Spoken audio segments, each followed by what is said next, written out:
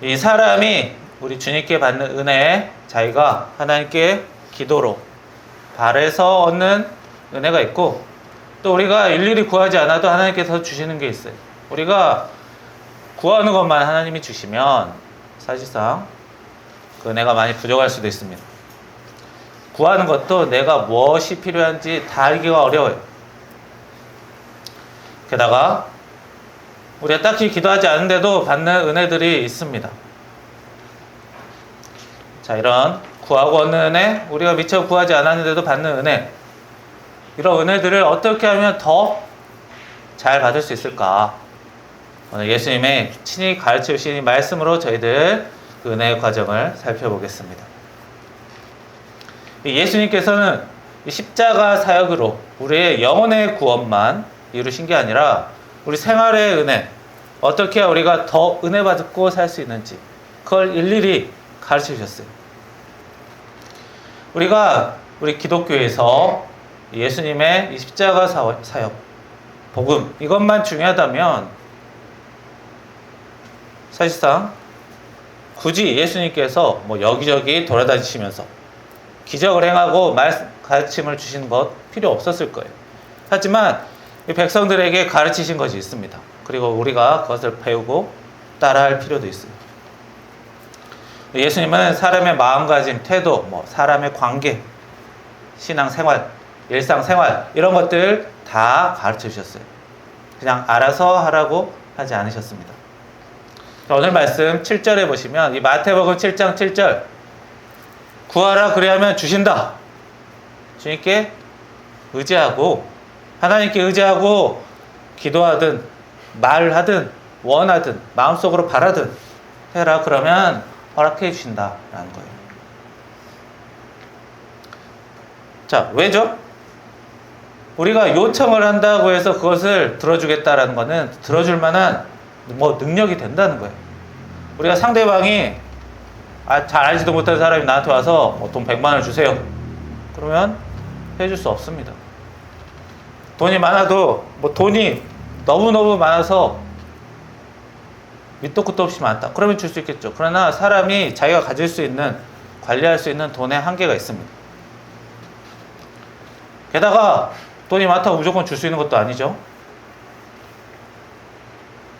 그런데 예수님께서 하나님께 구하라고 하셨어요. 그러면 주신다 했어요. 왜? 하늘에 계신 너희 아버지께서 들어주실 것이다 라고 하셨습니다. 우리 주기도문에도 그렇죠. 하나님께서 능력자시니까, 전능자시니까 우리가 구할 수 있다는 게 아니에요. 하나님이 능력이 있다고 하셔서 무조건 우리에게 주시는 게 아닙니다. 내가 능력, 돈이 많다고 해서 무조건 그냥 알지도 못한 사람들에게 다 주는 거 아니에요. 왜 하나님께서 요구하면 주신다 했느냐? 우리의 아버지 되시기 때문에. 나와 하나님과의 관계가 부모 자녀의 관계이기 때문에 영적으로 육적으로 진정한 아버지시기 때문에 우리가 요구했을 때 하나님이 허락해 주신다 하는 겁니다. 이것을 잊지 말아야 돼요. 그래서 우리가 기도할 때 자연스럽게 자기가 알지도 못하게 하나님 아버지라고 하는 게 좋습니다. 하나님 아버지라 하지 않아도 하나님이 나의 아버지 되신다라는 이런 믿음이, 이런 생각이 기본적으로 바탕이 돼야 돼요. 그래야 우리가 하나님께 부담 없이 기도할 수 있습니다. 하나님, 제가 잘못을 많이 했는데 기도해도 될까요? 양심 있으면 그럴 수 있어요. 그러나 그럼에도 불구하고 아버지시기 때문에 얘기할 수 있다라는 겁니다. 솔직히 아버지가 자녀된 입장에서, 저도 모든 사람이 다 어렸을 때는 자녀고 나중에 가정을 이루면 부모가 되지만, 자녀일 때 부모에게 혼나보지 않은 사람은 한 명도 없어요. 자녀일 때는 항상 뭔가 부족하고, 나이도 어리고 정신력도, 몸도 마음도 다 어리고 부족할 때죠. 어른이 된다고 해서 실수 안 합니까, 사람들이? 어른이 돼도 부모에게는 간간히 혼나게 돼 있어요. 야단먹게 돼 있죠. 그럼에도 불구하고 우리가 부모에게는 이야기를 할 수 있어야 한다라는 겁니다. 하나님이 아버지시기 때문에 우리가 내가 좀 염치불구해도 말할 수 있다라는 거예요. 자, 그런데 이 구하는 자마다 받을 것이다 라는 예수님의 말씀, 참 좋은 말씀이지만 좀 오해할 수 있는 부분도 있습니다. 만약에 아무리 부모 자녀 관계라고 해도 자녀가 너무 터무니없는 것을 요구하면 부모가 들어주기가 어려워요.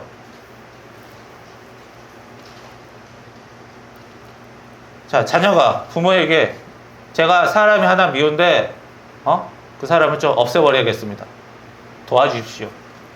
자, 이런 요청 부모가 도와줄 수 있나요? 물론 자녀가 억울함이 많다는 걸 이해해 줄 수 있어요. 그러나 범죄에 가담하면 어떻게 돼요? 자녀도 자신도 같이 망하게 되는 거예요. 자녀가 요구한다고 해서 무조건 다 들어줄 수가 없습니다. 사람이 해야 될 일이 있어요. 하나님께서 창세기 3장 17절에서 사람은 일을 하고 살아야 된다 라고 명령하셨어요. 그런데 내가 하나님 일을 안 하고 살 수 있게 도와주세요. 자, 이런 하나님의 명령에 어긋나는 이런 기도, 물론 아버지니까 할 수 있겠지만 옳은 기도는 아니에요. 이왕이면 우리가 옳은 기도, 하나님이 보시기에 옳은 기도를 할 필요가 있습니다. 그러면 어떻게 해야지 옳은 기도가 되느냐? 그게 오늘 가장 중요한 말씀이에요. 오늘 가장 중요한 말씀 12절 말씀, 남에게 대접을 받고자 하는 대로 너희도 남을 대접하라. 이것이 율법이고 선지자니라. 율법이라는 얘기는 모세오경에 나왔던 창세기, 출애굽기, 레위기, 민수기, 신명기에 나왔던 이야기고, 선지자다 라는 얘기는 선지서, 예레미야, 이사야 이런 성경 부분에서 나왔던 성경에 나온 말이라는 거예요. 레위기에 보시면 내 이웃 사랑하기를 자신같이 사랑하라. 이웃을 사랑해 주어라 라는 거예요. 그리고 이 선지서 이사야 같은 데서 보면 1장에 보면 학대받는 자를 도와주고 고아를 위하여 도와주어라, 이런 주고받는 것이 필요하다 말씀이 있어요. 자, 흔히 이 황금률이라고 하는 말씀입니다. 내가 무언가를 받고 싶으면 나도 무언가를 주어야 된다. 내가 하나님께 은혜 받고 싶다면 나도 하나님께 무언가를 드려야 돼요. 뭘 드리죠? 감사를 드리는 거죠. 내가 하나님의 100을 받았다 해서 하나님에게 100을 드릴 수는 없어요. 그럴 능력도 안 돼요. 그러나 하나 정도는 감사의 표시를 하는 거예요. 왜요? 잊지 않기 위해서. 그냥 받기만 하면 어떻게 돼요? 우리가 다 자녀일 때 보면 아실 거예요. 부모가 밥 차려주는 것, 용돈 주는 것, 그게 그냥 받기만 하다 보면 어떻게 돼요? 원래 당연한 것 같다라고 생각이 쉬워요. 그러나 현실은 당연한 것은 아니에요. 내가 다른 사람에게도 도움을 받고자 하면 도움을 주는 사람이 돼야 한다는 거예요. 로마 황제가 예수님의 이 말씀을 보고 황금으로 벽에다 딱 써놨다고 해서 황금률이라고 합니다. 그런데 우리 건축에도 황금률이 있어요. 이거는 황금 비율인데 5대8로 직사각형으로 만들어야 안정감 있다, 이쁘다 이런 건데, 건축에 쓰는 말은 아니고 이거는 황금 법률이다. 조금 다르죠. 자, 그만큼 예수님께서 가르치신 것, 내가 하나님께 기도할 때 내가 받을 은혜만, 나의 이득만을 구하는 게 아니라 어떻게? 그 은혜를 하나님께 감사할 줄도 알아야 되고, 내가 받은 은혜를 다른 사람에게도 이득이 되도록 기도해야지 예수님이 가르치신 이 황금률에 따른 기도가 돼요. 예를 들어서 내가 시험을 준비하고 있어요. 이번 시험 잘 되게 주여 도와주세요. 그래서 시험에 합격하고 직장도 좋은 데 가서 돈도 많이 벌게 도와주세요. 자녀와 부모 관계로서 내가 하나님에게 하나님이 우리 아버지로서 충분히 기도할 수 있는 내용이에요. 그러나 황금률에 따른 기도는 아니에요. 자, 하나님 시험을 잘 보게 도와주세요. 그래서 그 시험을 통해서 자격증을 따서 실력을 키우고 그 실력으로 내가 속한 조직에서 조직에 도움을 주고 손님들에게도 도와주고 그걸로 조직에서 인정도 받고 그런 사람이 되게 해주세요. 자, 나에게만 이득을 달라는 게 아니라 그걸로 제대로 살게 해달라는, 도움 주는 사람, 인정받는 사람이 되게 해달라는, 그렇게 기도해야 좀 더 예수님이 가르쳐 주신 황금률에 따른 기도가 되는 거예요. 우리가 자녀를 위해 기도할 때, 가족을 위해 기도할 때, 친척을 위해 기도할 때도 마찬가지. 우리 자녀가 무언가를 준비하고 있습니다. 뭔가를 연습하고 있습니다. 잘 되게 해주세요. 하나님 아버지에게 구할 수 있어요. 하지만 그렇게 하는 것보다 자녀가 열심히 준비해서 그걸로 어떤 조직이든 자기 역할을 잘 감당하고 주변 사람에게 피해 안 주고 그걸로 자기가 인정받고 인정받은 만큼 이득을 또 얻고 그런 사람이 될 수 있도록 자기 몫을 하는 사람, 좋은 평가받는 사람이 되게 해주세요. 그렇게 해야지 좀 더 황금률에 따른 좋은 기도가 되고 구하라 그리하면 주실 것이요 라는 그 구하는 좋은 구함이 되는 거예요. 자, 내 기도를 하든 중보 기도를 하든 내 기도니까 내 마음대로 하겠다. 사실 괜찮아요. 하나님 아버지에게 구하는 기도이기 때문에. 하지만 이왕이면 예수님이 가르쳐 주신 형태로 우리가 기도할 때 좀 더 좋은 기도, 응답받는 기도가 될 것이라고 생각합니다. 자, 예수님은 하나님 우리 아버지라고 말씀하셨어요. 우리 아버지. 우리 아버지를 욕되게 하는 일, 사람이 다른 사람, 즉 하나님의 자녀를 함부로 대하는 일, 하나님이 옳게 보지 않으십니다. 이 죄 짓는 것들을 기도하는 것 하나님에게 응답받기 어렵습니다. 그래서 우리가 하나님의 아버지라고 하더라도 죄를 구하는 건 안 돼요. 그러나 우리가 예수님이 가르치신 황금률대로 기도하면 자연스럽게 그런 범죄의 기도를 하지 않게 되어 있어요. 자, 내가 잘 되는 것 중요합니다. 내가 바로 서는 것 중요해요. 그러나 나와 내 가족이, 나와 내 주변 사람이 함께 잘 되는 기도가 더욱더 좋은 기도라는 거예요. 그리고 실제로 그렇게 살아야 이 사회라는 조직에서 살 때 제대로 살아갈 수 있어요. 자, 그런데 그렇게 기도할 때 우리가 어느 수준까지 해야 되느냐? 오늘 말씀 7장 7절부터 이야기하지만 사실 7장 바로 한 앞절 6절에 보시면 예수님이 특별한 말씀하셨어요. 자, 거룩한 것을 그에게 주지 말아라. 진주를 돼지 앞에 던지지 말라는 거예요. 자, 먹을 게 필요한 사람에게 진주를 주면 어떻게 합니까? 진주는 먹을 수 없죠. 하지만 어떻게 할 수 있어요? 진주를 팔아서 돈으로 바꿔서 음식을 사면 돼요. 사람에게는 진주를 주면 알아서 해요. 진주를 차든 음식으로 바꿔 먹든. 그러나 돼지에게 주면 어때요? 돼지가 진주를 다른 걸로 바꿀 수가 없어요. 진주가 얼마나 가치 있는 줄도 모르고 그거를 교환하는 방법도 모릅니다. 사실상 한계가 있는 거죠. 오히려 그런 것들 주면 그런 걸 삼켜가지고 잘못될 수 있어요. 자, 사람이 무언가 베풀더라도 그 가치를 모르고 이용할 줄 모르고 감사할 줄 모르고 잘못 사용하게 되면 차라리 안 주는 게 더 낫다라는 겁니다. 하나님이 주신 은혜에도 그것을 제대로 잘 활용할 필요가 있다는 거예요. 그리스도인이라고 해서 무조건 희생하고 손해만 감수하라는 게 아닙니다.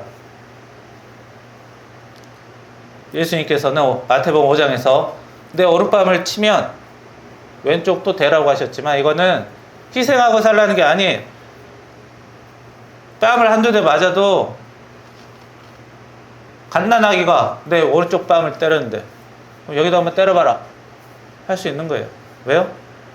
갓난아기가 뺨 때려봤자 아무런 정신적 타격이 안 되니까요. 오히려 더 귀여워해 버려요.